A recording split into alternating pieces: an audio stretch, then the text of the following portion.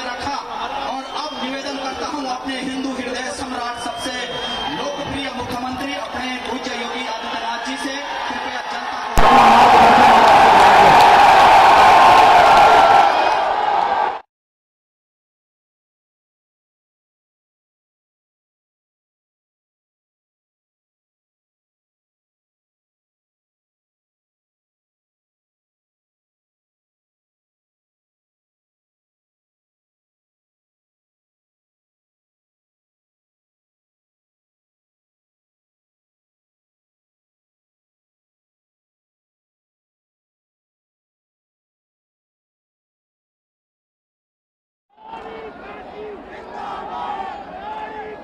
कोटद्वार विधानसभा क्षेत्र से भारतीय जनता पार्टी की लोकप्रिय प्रत्याशी श्रीमती रितु खंडूड़ी जी, यमकेश्वर विधानसभा सीट से प्रत्याशी श्रीमती रेणु बिष्ट जी, चुनाव प्रभारी वीरेंद्र सिंह बिष्ट जी, चुनाव संयोजक से शैलेंद्र सिंह बिष्ट जी, जिला महामंत्री जंग बहादुर सिंह रावत जी, माननीय विधायक पौड़ी से मुकेश कोहली जी, भाबर मंडल अध्यक्ष चंद्रमोहन जसोला जी, योगेश कुमार जी, मनोज पात्री जी, दयाशंकर जी, विजय लखेड़ा जी और उपस्थित कोटद्वार के मेरे सभी उपस्थित भाइयों बहनों,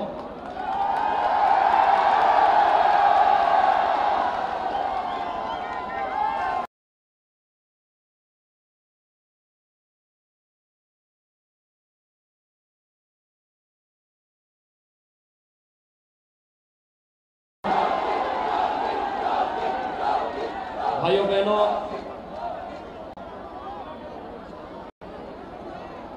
भारत का इतिहास आपके इस कर्ण नगरी कोटद्वार में छुपा हुआ है।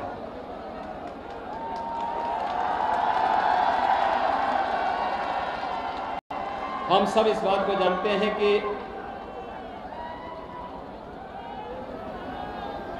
शकुंतला पुत्र भरत ने यही जन्म लेकर के इस सनातन राष्ट्र को एक नाम दिया था। और आज भारतीय जनता पार्टी की डबल इंजन की सरकार उत्तराखंड के विकास की जिन नई ऊंचाई पर पहुंचा वह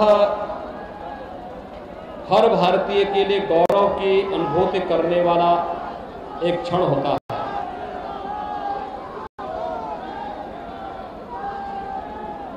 आज उत्तराखंड विधानसभा चुनाव प्रचार का भी अंतिम दिन है और 14 फरवरी को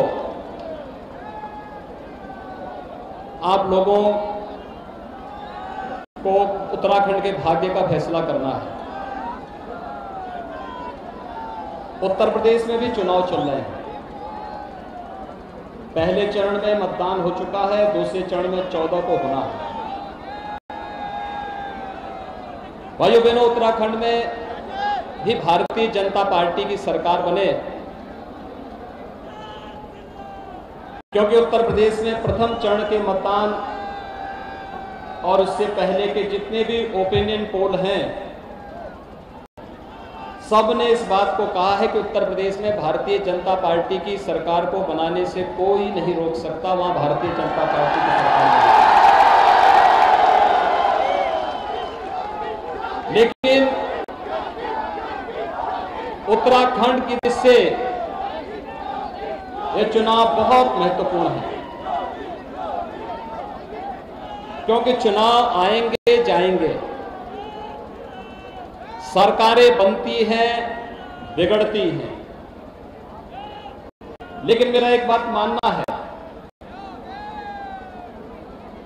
कि हर हाल में देश रहना चाहिए और देश की सुरक्षा के साथ कोई समझौता नहीं होना चाहिए।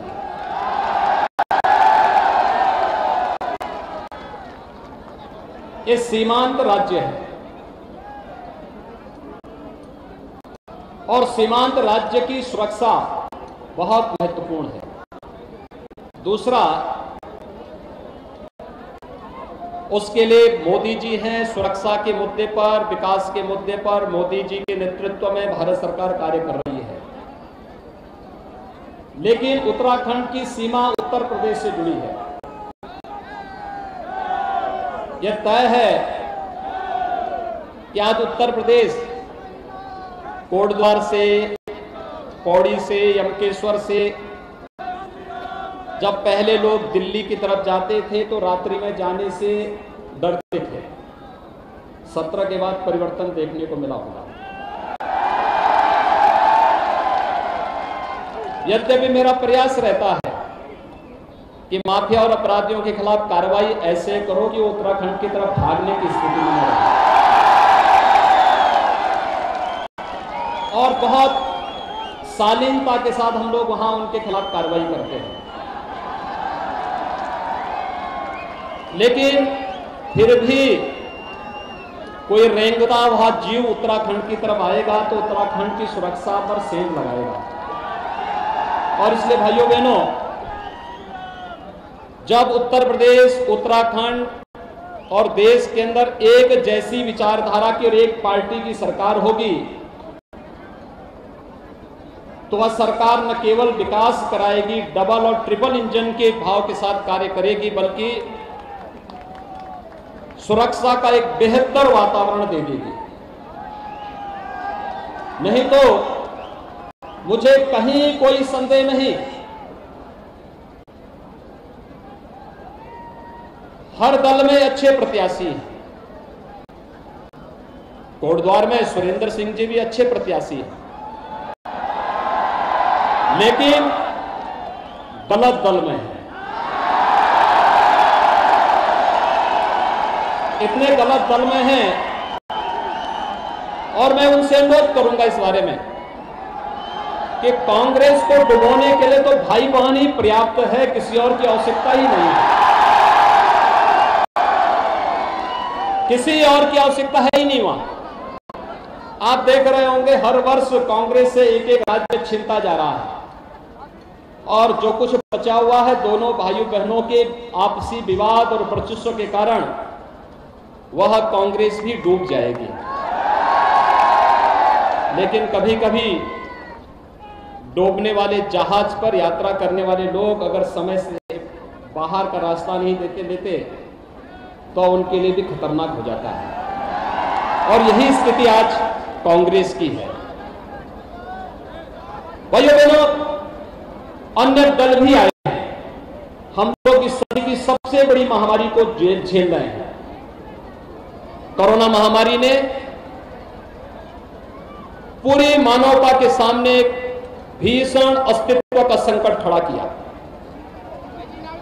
ये भीषण अस्तित्व का संकट किस कदर,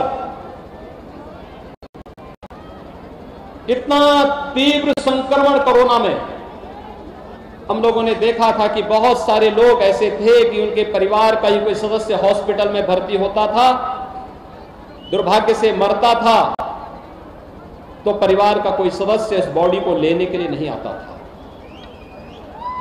संवेदनाएं किस कदर उस समय इस बीमारी के सामने मौन बनी हुई दिखाई दे रही थी, उसका वर्णन शब्दों में नहीं किया जा सकता। और उस समय संवेदना दिखाने के बजाय कांग्रेस ने, विपक्षी दलों ने जिस प्रकार के व्यवहार का परिचय दिया देश के सामने, वह किसी से छुपा हुआ नहीं। और दिल्ली के अंदर आम आदमी पार्टी तो उत्तर प्रदेश और उत्तराखंड के लोगों के साथ जिस प्रकार का व्यवहार किया था, उनको निकाल करके दिल्ली से भगाया जा रहा था। माइक लगा करके उनको कहा जा रहा था उनके बिजली के कनेक्शन, पानी के कनेक्शन, ये सारी चीजें काटी जा रही थी, भगाई जा रही थी। और जब मैंने देखा कि लाखों की संख्या में उत्तर प्रदेश और उत्तराखंड के लोग चाहे वह दिल्ली के अंदर आम आदमी पार्टी की सरकार रही हो या राजस्थान में फंसे हुए, कोटा में फंसे हुए उत्तराखंड के बच्चे, जब कहीं कोई देखने वाला नहीं मिला तो मैंने उस समय के उत्तराखंड के मुख्यमंत्री त्रिवेंद्र जी से कहा था, मैंने कहा देखिए मैं काम करता हूं कि मैं अपनी बस भेज रहा हूं और उत्तर प्रदेश उत्तराखंड के दोनों के बच्चों को मैं लेके आता हूं वहां से। आप केवल उत्तर प्रदेश की सीमा पर उत्तराखंड के अधिकारियों को भेजिए और भाइयों बहनों, दिल्ली से आने वाले लोगों को, चाहे वे कुमाऊं के रहे हों या गढ़वाल के, दोनों को उत्तर प्रदेश परिवहन की बसेस से मैंने दोनों क्षेत्रों में, गढ़वाल में भी और कुमाऊं में भिजवाने का काम किया था और कोटा में फंसे हुए लगभग 4,500 बच्चों को भी उनके गंतव्य तक, उनके घरों तक पहुंचाने के लिए उस समय त्रिवेंद्र जी के साथ हम लोगों ने मिलकर के काम किया था। राजस्थान में कांग्रेस की सरकार थी, वह भी संवेदना दिखा सकती थी, संवेदना नहीं दिखाई। मैंने राजस्थान के मुख्यमंत्री से बातचीत की थी, मैंने कहा जो भी खर्चा आएगा उत्तर प्रदेश वहन करेगा। उन्होंने कहा नहीं हम नहीं करेंगे। तो मैंने कहा हमारी बसें जाएंगी, उन्होंने कहा हम नहीं जाने देंगे।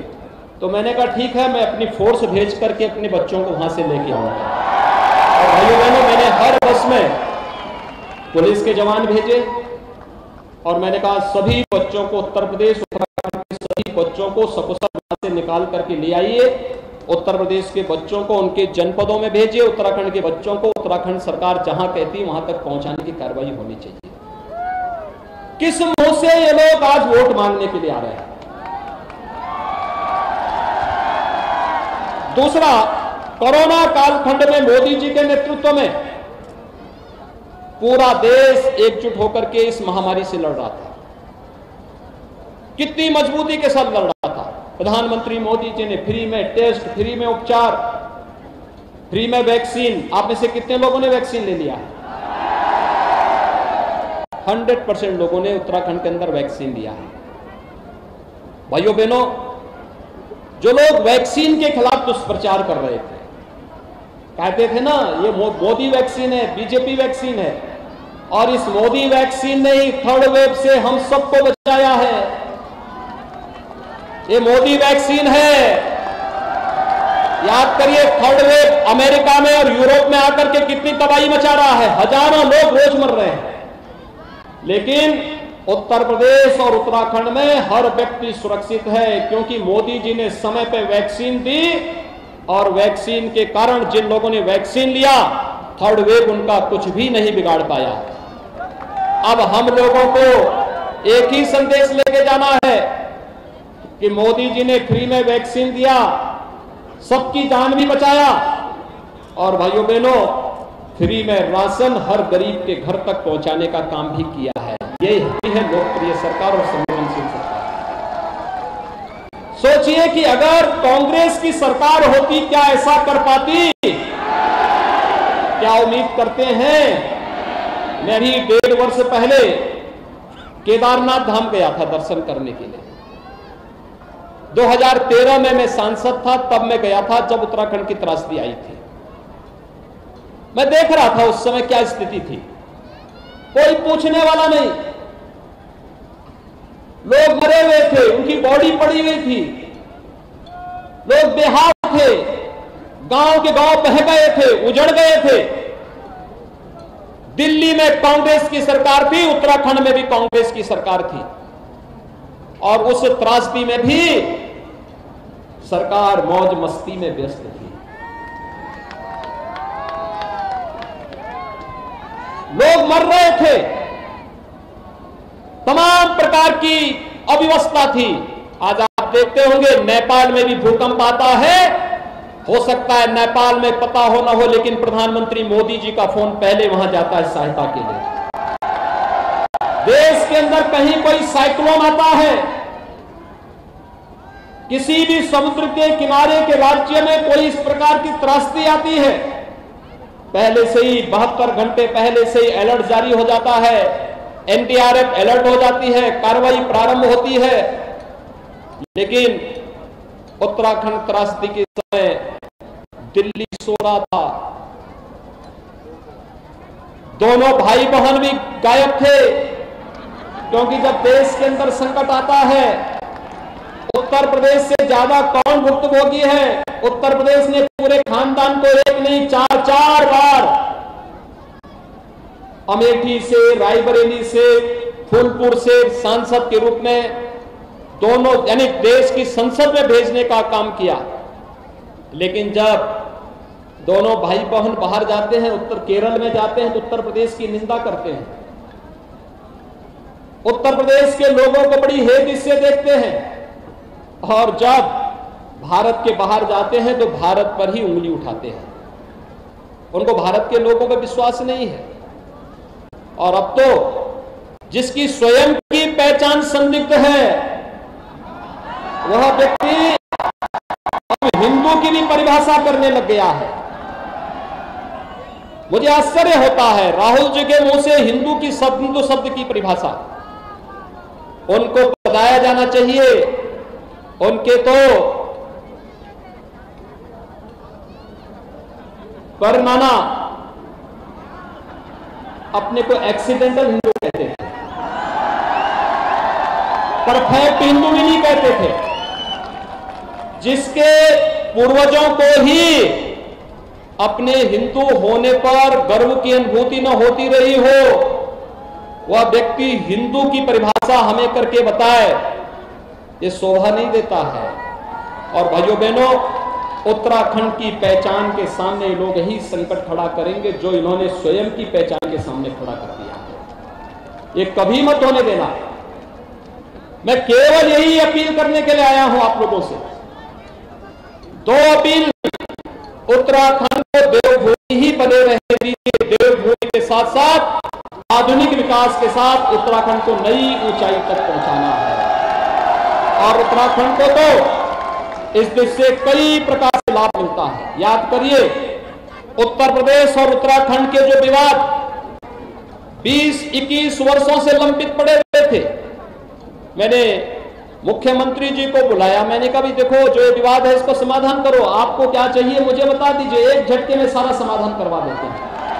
और उत्तराखंड उत्तर प्रदेश के सभी समस्याओं का हमने समाधान कर दिया। उत्तराखंड आने के लिए एक ग्रीनफील्ड एक्सप्रेस वे के लिए लैंड की आवश्यकता थी, दिल्ली से देहरादून के लिए। तो ये हुआ कि उत्तर प्रदेश अगर एनओसी नहीं देगा तो नहीं बनेगा। मैंने कहा भी ऐसा नहीं है, आप जितना उत्तराखंड देगा उससे पहले मुझसे ले लेना। उत्तराखंड के विकास में कोई चीज बाढ़ आड़े नहीं आनी चाहिए, एकदम हम लोग देंगे। हमने तत्काल दे दिया, क्योंकि उत्तराखंड पर उत्तराखंड के ही लोगों का अधिकार नहीं है, उससे ज्यादा मेरा भी अधिकार है। और मैं इसीलिए, क्योंकि जब उत्तराखंड से निकलने वाली मां गंगा और यमुना का शीतल जल उत्तर प्रदेश में आता है, तो भाइयों बहनों उसी जल से हम लोग आचमन करते हैं और उसी जल से उत्तर प्रदेश की फसलें लहलहाती हैं और उत्तर प्रदेश समृद्धि की ओर अग्रसर होता है। ये उत्तराखंड के कारण होता है।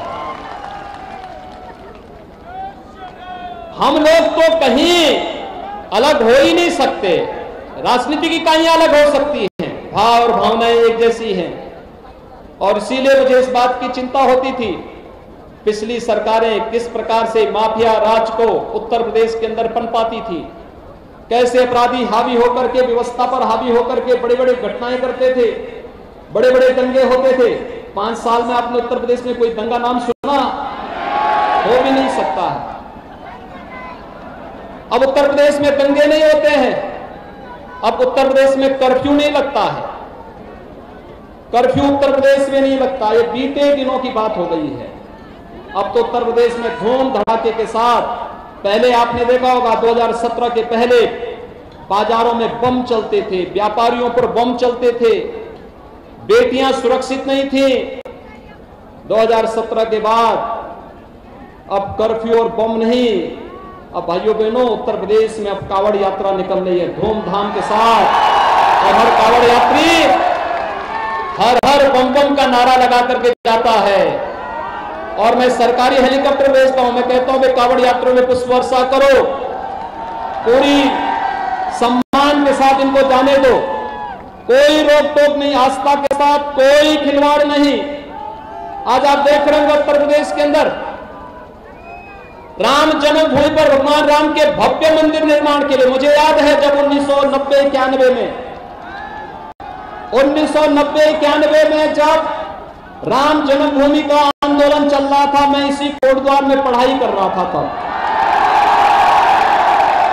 और यहीं कोटद्वार के झंडा चौक में बड़ी बड़ी सभाएं आयोजित होती थी। और भाइयों बहनों, उन सभाओं में हम लोग जाते थे राम जन्मभूमि का समर्थन करने के लिए। यह आशंका हमें भी रहती थी कि हम लोग राम जन्मभूमि के लिए आंदोलन आज तो कर रहे हैं, क्या ये सफल हो पाएंगे? गोली चल रही है, निर्दोष कार भक्त मारे जा रहे हैं, बोला जा रहा कि परिंदा भी पर नहीं मार सकता। लेकिन कौन जानता था कि उत्तर प्रदेश का मुख्यमंत्री मैं ही बन जाऊंगा और ईश्वर मुझे ही ये सौभाग्य देगा कि प्रधानमंत्री मोदी जी के कर कमलों से अयोध्या में भगवान राम के मंदिर का शुभारंभ करने का अवसर मुझे ही प्राप्त होगा। लोग कहते थे कि अयोध्या में राम मंदिर के पक्ष में फैसला आएगा, खून की नदियां बहेंगी। मैं कहता था देखो भाई, मच्छर भी नहीं मरने वाला उस दिन, कुछ नहीं होने वाला है, बहुत शांतिपूर्ण दिन रहेगा। आपने देखा होगा उत्तर प्रदेश के अंदर इतना बड़ा राज्य है, 25 करोड़ की आबादी है, सामान्य दिनों में घटना हो जाती है, लेकिन उस दिन मैं आपको सही बताऊं, उत्तर प्रदेश के इतिहास में इतना शांतिपूर्ण दिन कोई नहीं था जिस दिन अयोध्या में राम जन्मभूमि का फैसला आया था। और माननीय उच्चतम न्यायालय ने कहा था, जिस दिन कहा था कि जहां रामलला विराजमान है वही राम जन्मभूमि है और वहीं पर भव्य राम मंदिर बनेगा, जिस दिन आदेश हुआ था, सबसे शांतिपूर्ण दिन था। मुझे उस दिन हंसी आ रही थी उन लोगों पर जो लोग कहते, क्योंकि मैं कंट्रोल रूम में स्वयं बैठा हुआ था कि भाई कहीं ऐसा ना हो कोई, केवल सभी लोग हमारे देशी नहीं होंगे, लेकिन बहुत शांतिपूर्ण तरीके से सारी स्थिति का समाधान हुआ। अब तो अयोध्या दुनिया की सुंदरतम नगरी बन रही है। काशी भी भव्य नगरी, काशी विश्वनाथ धाम भव्य बन गया है। प्रधानमंत्री जी ने 13 दिसंबर को काशी विश्वनाथ धाम का भी लोकार्पण कर दिया है, और अब तो हम लोगों ने मथुरा वृंदावन में भी काम करना शुरू कर दिया है। बहुत भव्य। केदारनाथ धाम उत्तराखंड में कितनी भव्यता के साथ, नई आभा के साथ सामने आया है। कांग्रेस भी कर सकती थी, लेकिन भाइयों बहनों, कांग्रेस करेगी कैसे?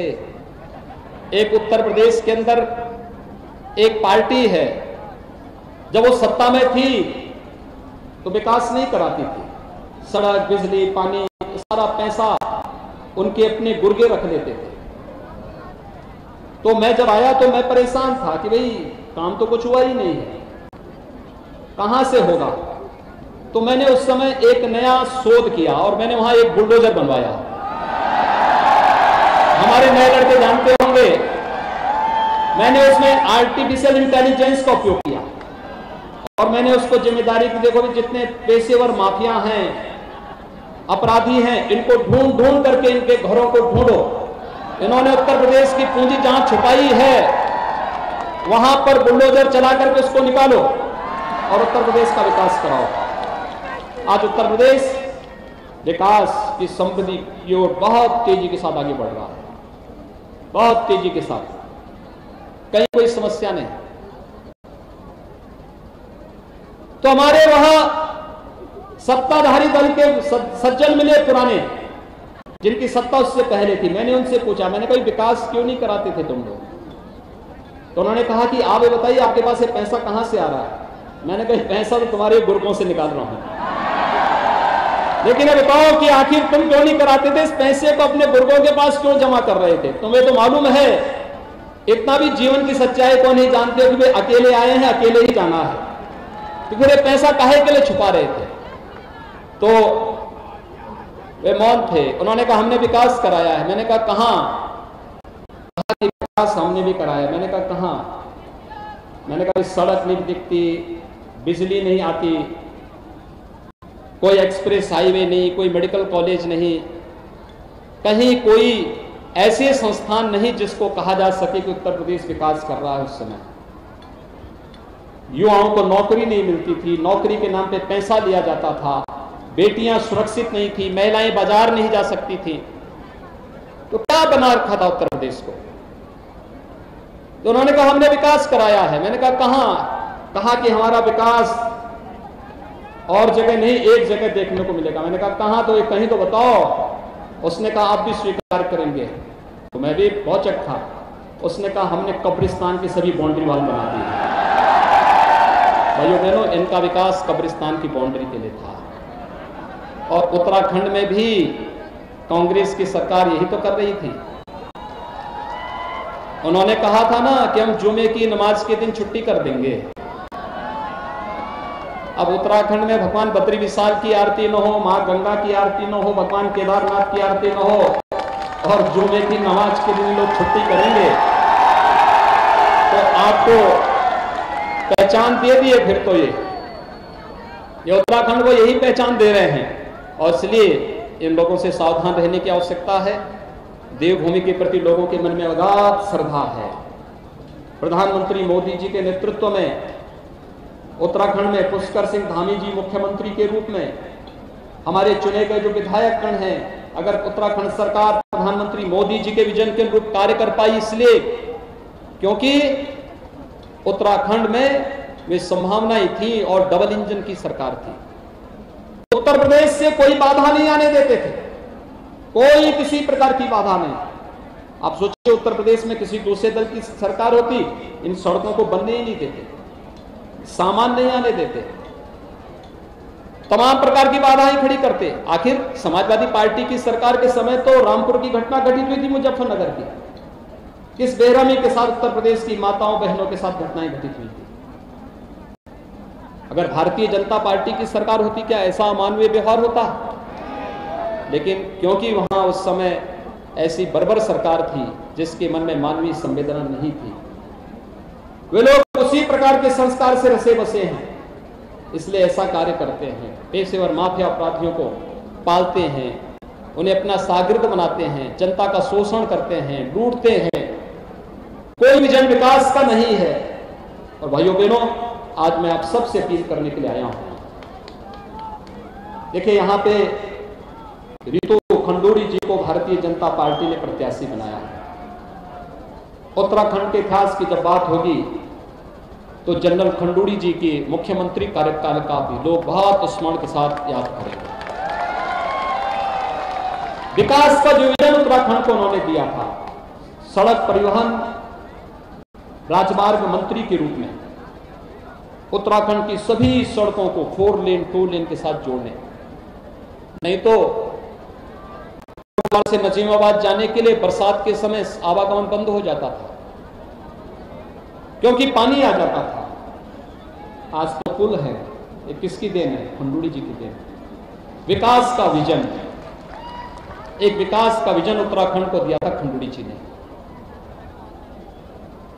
और विकास के इस विजन के साथ आज श्रीमती रितु खंडूड़ी जी आपके बीच में कोटद्वार से। पिछली बार वे यमकेश्वर से विधायक थी, मैं तब भी गया था। इस बार यहां पर उन्हें भारतीय जनता पार्टी ने अपना प्रत्याशी बनाया है और यमकेश्वर से श्रीमती रेणु बिष्ट जी को अपना प्रत्याशी बनाया है। यमकेश्वर में पिछली बार में यमकेश्वर में ही मेरी पहली सभा हुई थी और यमकेश्वर विधानसभा सीट से श्रीमती रेणु बिष्ट जी को उन्होंने भारतीय जनता पार्टी ने अपना प्रत्याशी बनाया है। भाइयों बहनों, देवभूमि के इस देवत्व को बचाए रखने की आवश्यकता है और यह केवल भारतीय जनता पार्टी करेगी। कांग्रेस की दिशा और दशा दोनों एकदम नकारात्मक है, एकदम नकारात्मक है। कैसे देश का अपमान करते हैं। कश्मीर के मुद्दे पर अभी देखा होगा आपने श्री राहुल गांधी जी का बयान। कश्मीर के मुद्दे पर भारत सरकार की नीति का दुनिया के अंदर पाकिस्तान के अलावा किसी भी देश ने विरोध नहीं किया। पाकिस्तान ने विरोध किया था, क्योंकि पाकिस्तान कश्मीर के माध्यम से देश के अंदर आतंकवाद फैलाने का षड्यंत्र 1947 से लगातार कर रहा है। लेकिन राहुल गांधी का संसद में वक्तव्य कितना दुर्भाग्यपूर्ण था। और फिर जिस उत्तराखंड ने देश की सुरक्षा के लिए एक से एक वीर बांकरों की फौज खड़ी की हो, अभी हाल ही में इस देश ने अपने सीडीएस जनरल रावत को खोया है। भाइयों बहनों, जनरल रावत पर कौन भारतीय है जो गौरव की अनुभूति नहीं करता है। और इसीलिए उत्तर प्रदेश सरकार ने मैनपुरी के अपने सैनिक स्कूल का नाम सीडीएस जनरल बिपिन रावत के नाम पर किया है।